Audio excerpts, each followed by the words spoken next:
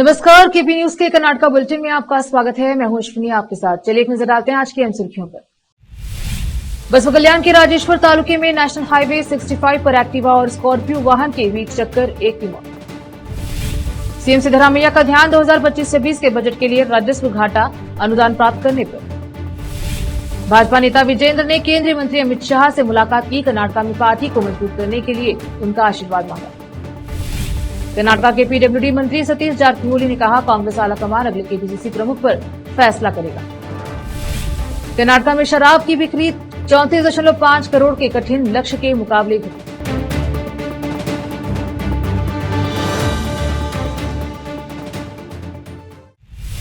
समाचारों का सिलसिला शुरू करते हुए देखते हैं समाचार विस्तार से। बसवा कल्याण के राजेश्वर तालुके के यरबाफ ग्राम में नेशनल हाईवे 65 पर एक्टिवा और स्कॉर्पियो वाहन के बीच टक्कर, एक की मौके पर ही हो गई मौत।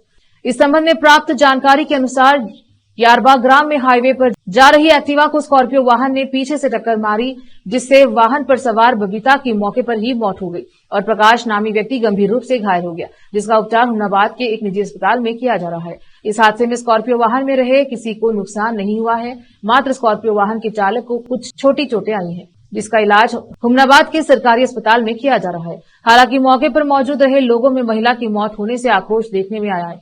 लोगों ने स्कॉर्पियो वाहन को क्षति पहुंचाई है। इस हादसे के कारण हाईवे पर ट्रैफिक जाम लगा रहा। ऐसे में बसवा कल्याण के सीपीआई आली साहब और यातायात पुलिस अधिकारी मौके पर पहुंचकर हालात का जायजा लिया और ट्रैफिक को क्लियर करवाया। हुमनाबाद से गयाजुद्दीन की रिपोर्ट। रोकते हैं समाचारों का सिलसिला, लेते हैं छोटा सा ब्रेक। हिंदुस्तान के हर कोने में हम हैं मौजूद। 24 घंटे हालात पर गहरी नजर, खबरों से जुड़े चुपते सवालात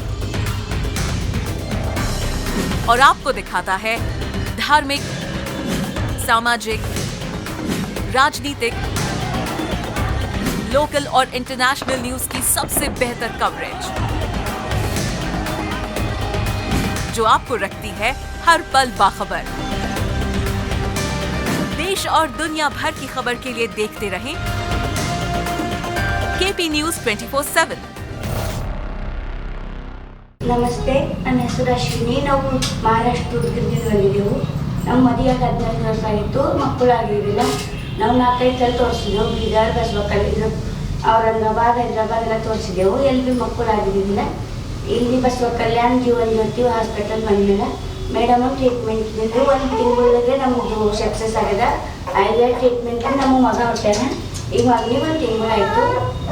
नूर एजुकेशन ट्रस्ट बीदर की ओर से चलाए जाने वाला Noor M Ed and B Ed college Bidar, recognised by NCTE Delhi and affiliated to Bidar University Bidar.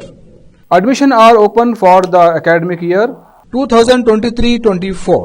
विशेषज्ञ और सक्षम शिक्षकों द्वारा शिक्षा प्राप्त करने के लिए नूर एमएड एंड बीएड कॉलेज में दाखिला लें और शांत वातावरण में शिक्षा प्राप्त करें। बीदर शहर में बेहतर शिक्षा का एकमात्र केंद्र Noor M Ed and B Ed college, Shahpur gate, Bidar. Phone numbers 9945283920, 8482221297। Break के बाद स्वागत है आपका। देखते हैं समाचार। मुख्यमंत्री सिद्धरामैया जो 2025-26 के बजट के लिए विभागवार समीक्षा बैठकें शुरू करने के लिए पूरी तरह तैयार हैं। केंद्र से राजस्व घाटा अनुदान प्राप्त करने के लिए 16वें वित्त आयोग का ध्यान आकर्षित करने के लिए सावधानी पूर्वक एक योजना तैयार कर सकते हैं। सूत्रों ने बताया कि वह अधिशेष बजट पेश करने पर अड़े नहीं रहेंगे, बल्कि आयोग की सिफारिशों के आधार पर केंद्र से राजस्व घाटा अनुदान प्राप्त करने में मदद के लिए राज्य के राजस्व और व्यय के बीच अंतर को प्रदर्शित करेंगे। सूत्रों ने बताया कि 15वें आयोग ने पड़ोसी राज्यों, विशेषकर केरल को 2020-21 और 2025-26 के बीच 27,814 करोड़ रुपए के राजस्व घाटा अनुदान की सिफारिश की थी, जिसमें से उसे 34,648 करोड़ रुपए मिले। पिछले अगस्त में अपने अध्यक्ष डॉक्टर अरविंद पनगाड़िया की अध्यक्षता में 16वें वित्त आयोग की यात्रा के दौरान सिद्धरामैया, जिनके पास वित्त विभाग भी है, ने राज्य की वित्तीय स्थिति पर एक रिपोर्ट पेश की। हर साल केंद्र के सकल कर राजस्व में कर्नाटका में लगभग 4 लाख करोड़ के योगदान पर प्रकाश डालते हुए मुख्यमंत्री ने कहा कि राज्य को हस्तांतरण के रूप में केवल 45,000 करोड़ रुपए और लगभग 15,000 करोड़ रुपए अनुदान सहायता के रूप में मिलते हैं। इसका मतलब यह है कि कर्नाटक द्वारा योगदान किए गए प्रत्येक रुपए के बदले में उसे केवल 15 पैसे मिलते हैं। कर्नाटक भाजपा में बढ़ती अंदरूनी कलह के बीच राज्य पार्टी प्रमुख बीवाई विजेंद्र ने बुधवार को नई दिल्ली में केंद्रीय गृह मंत्री अमित शाह से मुलाकात की। विजेंद्र ने शाह से मुलाकात प्रधानमंत्री नरेंद्र मोदी से उनकी मुलाकात के कुछ दिन बाद हुई है। भाजपा के केंद्रीय नेताओं से मुलाकात करके विजेंद्र या पार्टी के भीतर अपने आलोचकों, खासकर विजयपुरा शहर के विधायक बसवनगौड़ पाटिल यत्नाल को बड़ा कड़ा संदेश देना चाहते हैं कि आलाकमान उनके साथ है और नेतृत्व में कोई बदलाव नहीं होगा। विजेंद्र ने एक्स पर लिखा, लौह पुरुष कहे जाने वाले सरदार वल्लभ भाई पटेल देश के सबसे बहादुर गृह मंत्री अमित शाह से आशीर्वाद लेने के लिए मिले। कर्नाटक में पार्टी को संगठित करके के लिए पिछले साल से उठाए गए कार्यक्रमों और संघर्षों के बारे में बताते हुए उचित मार्गदर्शन मांगा। शिकारीपुरा विधायक ने अपनी बैठक में कर्नाटक में भाजपा को संगठनात्मक प्रयासों, जिसमें चल रहे कार्यक्रम संघर्ष और कांग्रेस शासन से उत्पन्न चुनौतियां शामिल है, पर चर्चा की। विजेंद्र ने कांग्रेस मंत्रियों के खिलाफ आरोपों को संबोधित करने और आने वाले दिनों में पार्टी को मजबूत करने की रणनीतियों पर भी मार्गदर्शन मांगा। कांग्रेस आलाकमान ने डीके शिव कुमार के स्थान पर नए केपीसीसी अध्यक्ष की नियुक्ति के बारे में अभी भी कोई प्रतिबद्धता नहीं दिखाई है, लेकिन पार्टी के कई नेता पार्टी की राज्य इकाई में बदलाव के लिए शीर्ष नेतृत्व पर दबाव बना रहे हैं। कर्नाटक के पीडब्ल्यूडी मंत्री सतीश जारकिहोली, जो केपीसीसी अध्यक्ष पद से प्रबल दावेदार हैं, ने कहा कि पार्टी आलाकमान को इस बात पर विचार करना चाहिए कि एक नेता जो 2 प्रमुख पदों पर रहने दिए जाए या नहीं। हालांकि उन्होंने कहा कि कर्नाटक के लिए नए पार्टी अध्यक्ष के नाम पर फैसला लेना शीर्ष नेतृत्व का विशेष अधिकार है। बेलगावी में मीडिया को संबोधित करते हुए सतीश ने कहा कि बेलगावी क्षेत्र के पार्टी नेताओं ने बेलगावी जिला कांग्रेस इकाई के अध्यक्ष पद के लिए एक नेता का नाम प्रस्तावित किया है। उन्होंने कहा कि जल्द ही एक अन्य नेता को चिक्कोडी कांग्रेस इकाई का अध्यक्ष भी नियुक्त किया जाएगा। बेलगावी जिले के संभावित विभाजन पर जारकिहोली ने कहा कि बेलगावी जिले को अलग जिलों में विभाजित करने का प्रस्ताव था, लेकिन यह मुद्दा राज्य के बजट में नहीं था। फिर से रोकते हैं समाचारों का सिलसिला, लेते हैं छोटा सा ब्रेक। हिंदुस्तान के हर कोने में हम हैं मौजूद। 24 घंटे हालात पर गहरी नजर, खबरों से जुड़े चुपते सवालात, और आपको दिखाता है धार्मिक, सामाजिक, राजनीतिक, लोकल और इंटरनेशनल न्यूज की सबसे बेहतर कवरेज, जो आपको रखती है हर पल बाखबर। देश और दुनिया भर की खबर के लिए देखते रहें केपी न्यूज 24/7। ನಮಸ್ತೆ, ನನ್ನ ಹೆಸರು ಅಶ್ವಿನಿ. ನಾವು ಮಹಾರಾಷ್ಟ್ರ ಉದ್ಗಿರ್ದಿಂದ ಬಂದಿದ್ದೆವು. ನಮ್ಮ ಮದುವೆಯಾಗಿ 14 ವರ್ಷ ಆಯಿತು, ಮಕ್ಕಳಾಗಿರಲಿಲ್ಲ. ನಾವು 4-5 ಸಲ ತೋರಿಸಿದೆವು, ಬೀದರ್, ಬಸವಕಲ್ಯಾಣ, ಔರಂಗಾಬಾದ್, ಹೈದರಾಬಾದ್ ಎಲ್ಲ ತೋರಿಸಿದೆವು. ಎಲ್ಲಿ ಮಕ್ಕಳಾಗಿರಲಿಲ್ಲ. ಇಲ್ಲಿ ಬಸವಕಲ್ಯಾಣ ಜೀವನ್ ಜ್ಯೋತಿ ಹಾಸ್ಪಿಟಲ್ ಬಂದಿಲ್ಲ. ಮೇಡಮ್ ಟ್ರೀಟ್ಮೆಂಟ್ ಇದ್ದಿದ್ದು 1 ತಿಂಗಳಿಗೆ ನಮ್ಮದು ಸಕ್ಸಸ್ ಆಗ್ಯದ. 5 ಟ್ರೀಟ್ಮೆಂಟ್ ನಮ್ಮ ಮಗ ಹೊಟ್ಟಾನ. ಈಗ ಮಗನಿಗೆ 1 ತಿಂಗಳಾಯಿತು। ब्रेक के बाद स्वागत है आपका। देखते हैं समाचार देश के।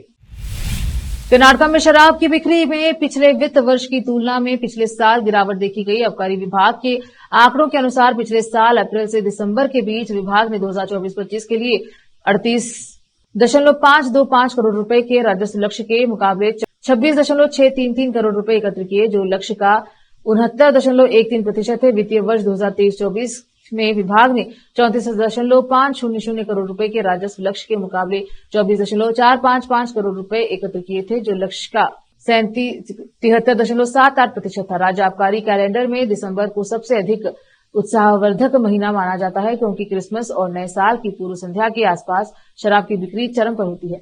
लेकिन पिछले साल दिसंबर में Karnataka state beverage corporation limited के SBCL ने भारतीय निर्मित शराब MIL के केवल 61.82 लाख केस बॉक्स CB दर्ज किए, जबकि दिसंबर 2023 में 64.35 लाख बॉक्स थे, जो महीने में 3.93% की नकारात्मक वृद्धि दर्ज कराता है।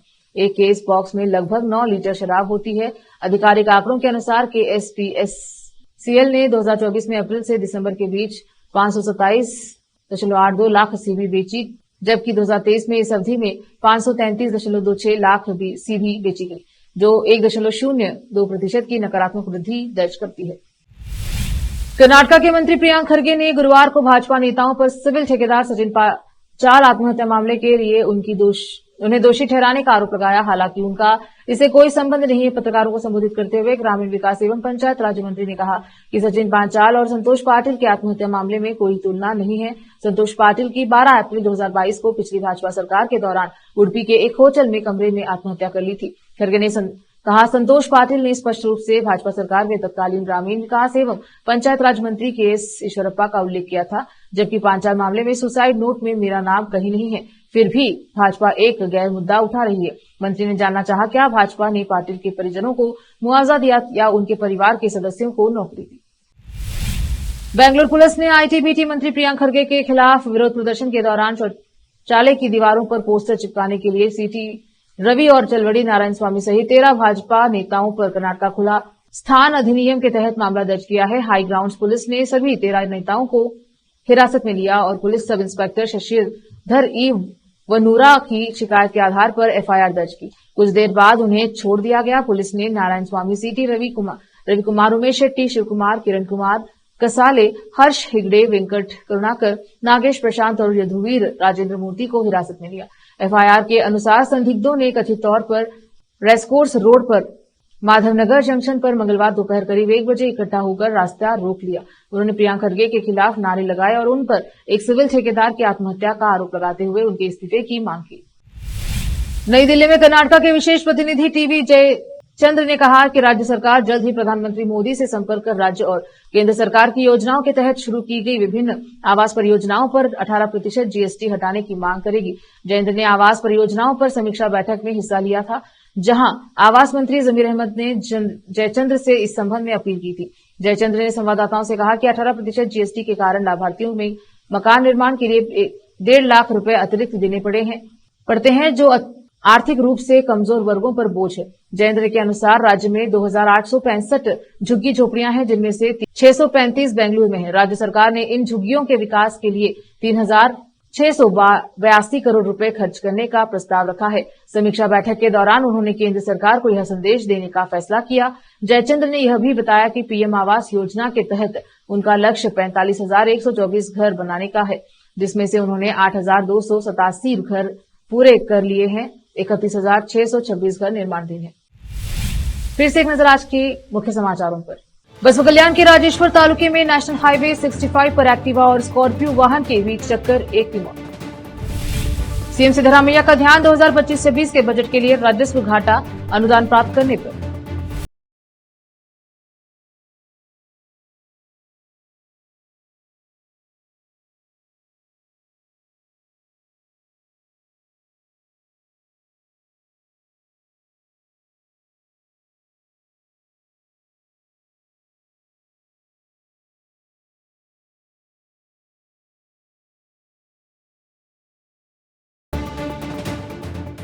केबी न्यूज के कर्नाटका बुलेटिन में अब तक के लिए इतना ही। देखते रहिए केबी न्यूज 24/7। धन्यवाद।